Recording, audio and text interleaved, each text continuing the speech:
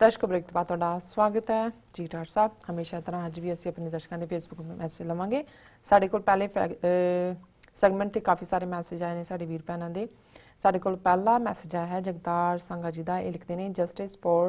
Animal versus human beings is a big laughable joke. What kind of justice in a so-called one of the world's biggest democracy is this? जी संघा साहब तुसी बिल्कुल ठीक फरमाया कि इन्हां दा कोई मुकाबला ही नहीं बनता। बट भारत महान देश है तो ये फिर महान लक्षण ही है कि बंदे मारे जा सकते हैं, लेकिन हिरन मारना जिहड़ा वो 5 साल लई तुहाडे लई सज़ा है। बंदा मार के तो तुहानूं वो जिन्हें पिछे मारे ने उहदी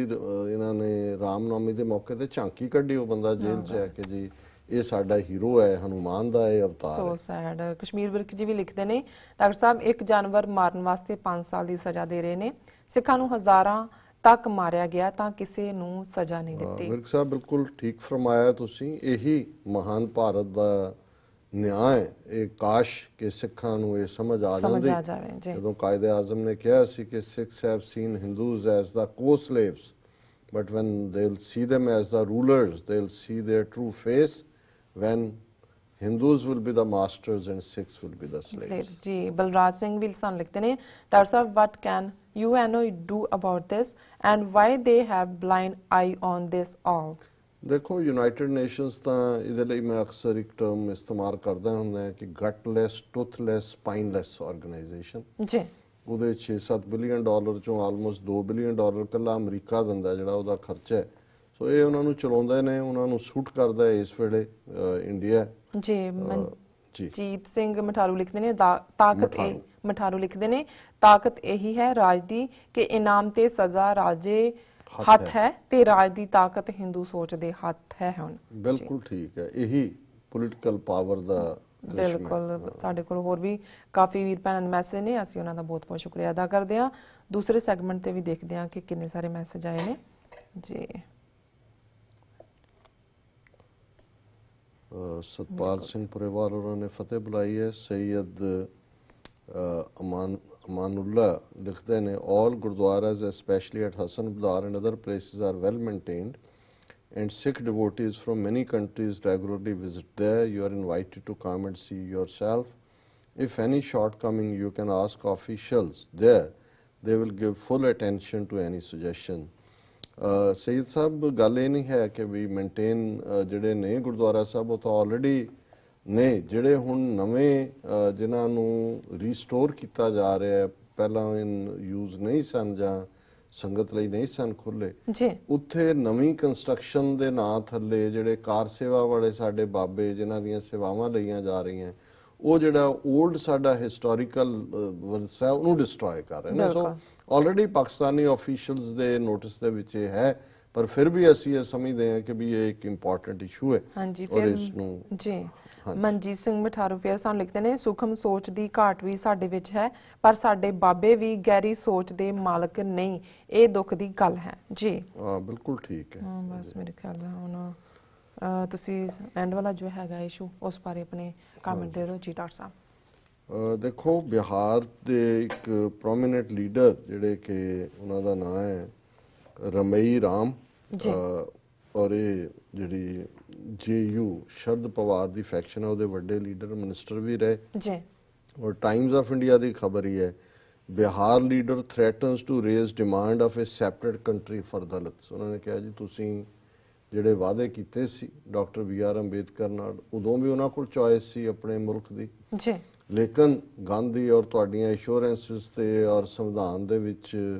ਜਿਹੜੀਆਂ ਗਾਰੰਟੀਜ਼ ਸਾਨੂੰ ਮਿਲੀਆਂ ਅਸੀਂ ਤੁਹਾਡੇ ਨਾਲ ਆਏ, ਪਰ ਜੋ ਵਰਤਾਰਾ ਤੁਸੀਂ ਕਰ ਰਹੇ ਹੋ ਜੇ ਤੁਹਾਡਾ ਜਿਹੜਾ ਇਹੀ ਰਵੱਈਆ ਰਿਹਾ ਤੇ ਅਸੀਂ ਜਿਹੜਾ ਹਰੀਜਨ ਸਥਾਨ ਕਿ ਵੀ ਅਸੀਂ ਹੁਣ ਇੱਕ ਅਲੱਗ ਮੁਲਕ ਦਲਿਤਾਂ ਦੇ ਲਈ उन्होंने कहा former Bihar minister and senior Dalit leader Ramai Ram on Wednesday threaten to raise demand of a separate हरिजन स्थान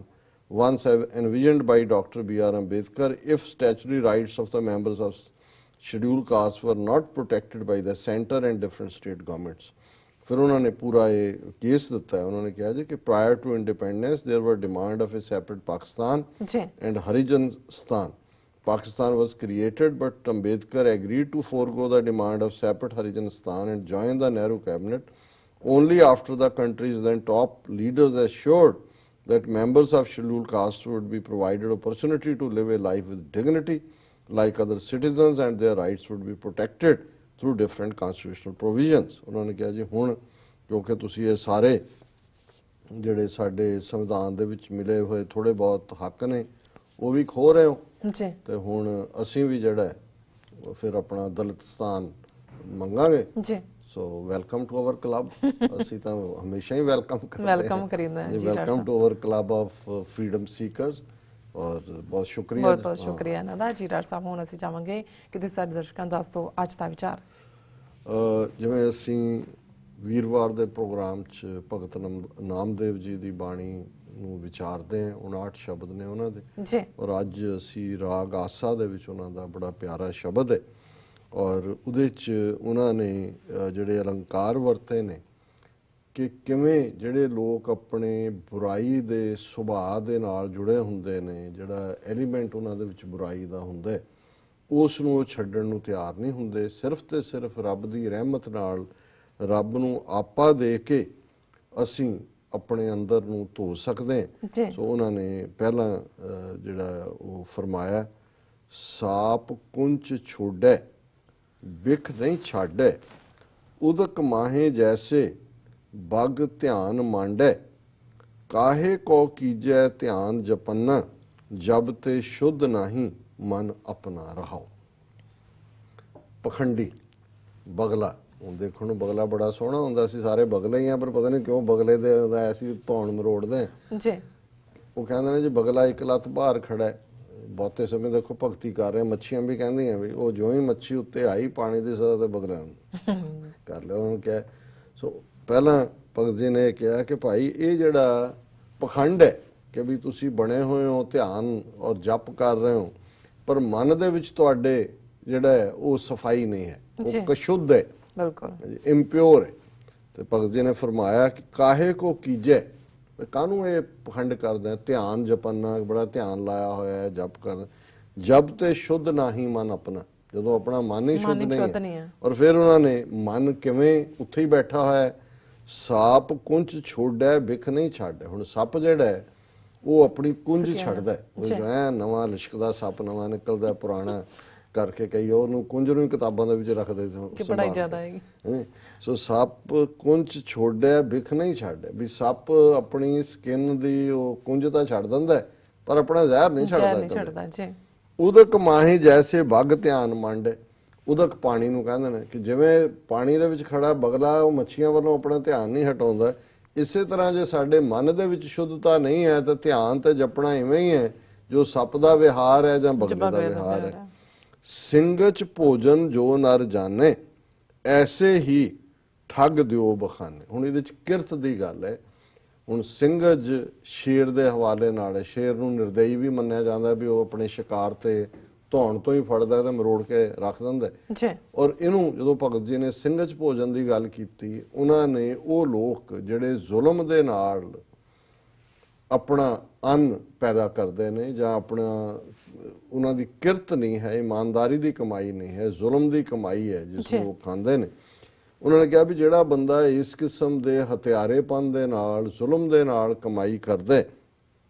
ਐਸੇ ਹੀ ਠੱਗ ਦਿਓ ਬਖਾਨੇ ਉਹਨੂੰ ਜ਼ਮਾਨਾ ਲੋਕ ਜਿਹੜੇ ਨੇ ਉਹ ਠੱਗਾਂ ਦਾ ਗੁਰੂ ਕਹਿੰਦੇ ਨੇ ਠੱਗ ਦਿਓ ਕਿ ਜੀ ਠੱਗਾਂ ਦਾ ਵੀ ਇਹ ਪੀਰ ਹੈ ਕਹਿੰਦੇ ਨੇ ਨਾਮੇ ਕੇ ਸੁਆਮੀ ਲਾਏ ਰੇ ਝਗਰਾ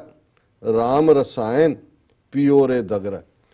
ਨਾਮੇ ਕੇ ਸੁਆਮੀ ਫਿਰ ਉਹਨਾਂ ਨੇ ਇਹ ਸਾਰਾ ਕਹਿ ਕੇ ਆਪਣੇ ਆਪ ਵੱਲ ਦੇਖਿਆ ਕਿ ਮੇਰੇ ਵਾਹਿਗੁਰੂ ਨੇ ਮੇਰੇ ਸੁਆਮੀ ਨੇ ਮੇਰੇ ਮਾਲਕ ਨੇ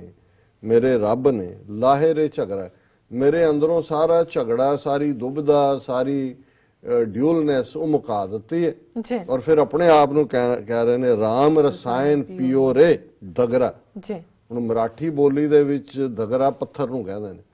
ਮੂਰਖ ਤੇ ਭਗਤ ਨਾਮਦੇਵ ਆਪਣੇ ਆਪ ਨੂੰ ਮਰਾਠੀ ਜ਼ਬਾਨ ਦੇ ਵਿੱਚ ਆਪਣੇ ਆਪ ਨੂੰ ਐਡਰੈਸ ਕਰਕੇ ਕਹਿ ਰਹੇ ਨੇ ਵੀ ਉਹ ਨਾਮੇ ਕੇ ਤੇਰੇ ਰੱਬ ਨੇ ਤਾਂ ਤੇਰੇ ਅੰਦਰੋਂ ਮੁਕਾਤਾ ਹੋਏ ਮੂਰਖਾ ਹੁਣ ਬਾਕੀ ਗੱਲਾਂ ਛੱਡ ਰਾਮ ਰਸਾਇਣ ਪੀਓ ਕਿ ਵੀ ਉਸ ਰੱਬ ਨੂੰ ਯਾਦ ਕਰ ਜਿਹੜਾ ਰੱਬ ਤਾਕਤ ਦੇਣ ਵਾਲਾ ਹੈ ਜਿਸ ਦੇ ਨਾਲ ਸਾਰਾ ਜੀਵਨ ਰੁਮਕਦਾ ਹੈ, ਇਹੀ ਤੇਰਾ ਰਸਾਇਣ ਹੈ ਤੇ ਇਹ ਮੂਰਖਾ ਬਾਕੀ ਗੱਲਾਂ ਛੱਡ ਦੇ। ਜੀ। ਸੋ ਇਹ ਅੱਜ ਦਾ ਵਿਚਾਰ। ਜੀ ਰਾਜ ਸਾਹਿਬ, ਤੁਹਾਡਾ ਬਹੁਤ ਬਹੁਤ ਸ਼ੁਕਰੀਆ। ਤੁਸੀਂ ਅੱਜ ਦੇ ਅਹਿਮ ਇਸ਼ੂ ਤੇ ਅੱਜ ਦਾ ਵਿਚਾਰ ਸਾਡੇ ਦਰਸ਼ਕਾਂ ਨਾਲ ਸਾਂਝਾ ਕੀਤਾ। ਇਸ ਨਾਲ ਆਪਣੇ ਵਿਊਅਰਸ ਕੋਲ ਨੇ ਇਜਾਜ਼ਤ। ਵਿਊਅਰਸ, ਸਾਡੇ ਪ੍ਰੋਗਰਾਮ ਦਾ ਸਮਾਂ ਇੱਥੇ ਸਮਾਪਤ ਹੁੰਦਾ। ਤੁਸੀਂ ਆਪਣੀ ਰਾਏ ਤੇ ਸੁਝਾਅ ਸਾਨੂੰ ਭੇਜਣਾ ਭੁੱਲਣਾ। ਸਾਡੇ ਇਸ ਪਤੇ ਤੇ sos@tv84.tv ਤੇ ਅਸੀਂ ਆਪਣਾ ਪ੍ਰੋਗਰਾਮ ਲੈ ਕੇ ਫਿਰ ਦੁਬਾਰਾ ਤੁਹਾਡੇ ਸਾਹਮਣੇ ਹੋਵਾਂਗੇ। ਤਦ ਤੱਕ ਲਈ ਮੈਨੂੰ ਤੇ ਆਪਣਾ ਰਸਨ ਆ ਗਿਆ ਦਿਓ। ਦੇਖਦੇ ਰਹੋ TV84। ਬੁਲਾ ਦਿਓ ਫਤਿਹ। ਵਾਹਿਗੁਰੂ ਜੀ ਕਾ ਖਾਲਸਾ, ਵਾਹਿਗੁਰੂ ਜੀ ਕੀ ਫਤਿਹ।